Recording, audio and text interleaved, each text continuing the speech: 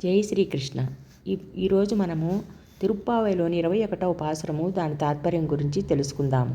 ఈ పాసురంలో కూడా గోదాదేవి ఆమె చెలికత్తెలు కృష్ణ భగవాన్ని నిద్రని మేల్కొల్పుతూ ఈ పాసురం గురించి చెప్పిరి. ఈ పాసురం గురించి ఇప్పుడు మనం తెలుసుకుందాము.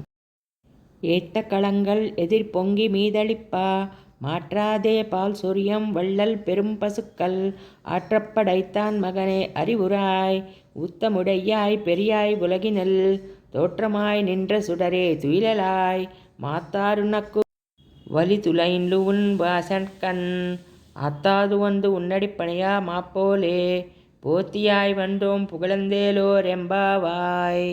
ఈ పాసురం యొక్క తాత్పర్యం గురించి ఇప్పుడు మనం తెలుసుకుందాం. పొదుగు క్రింద పెట్టిన కుండలు చకచకా నిండి పొంగి పొరలినట్లు శ్రమించు పాలుగల లెక్క కందని బలిష్టములైన ఆవులు కలిగినట్టి నందగోపను కుమారరత్నమా మేల్కొనవయ్యా.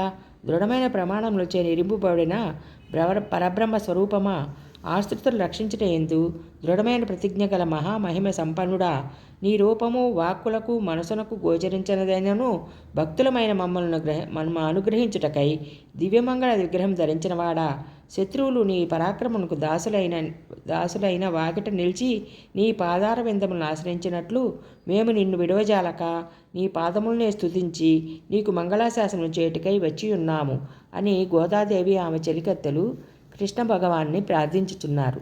ఆండాళ్ తిరువడుగలే శరణం. జై శ్రీకృష్ణ.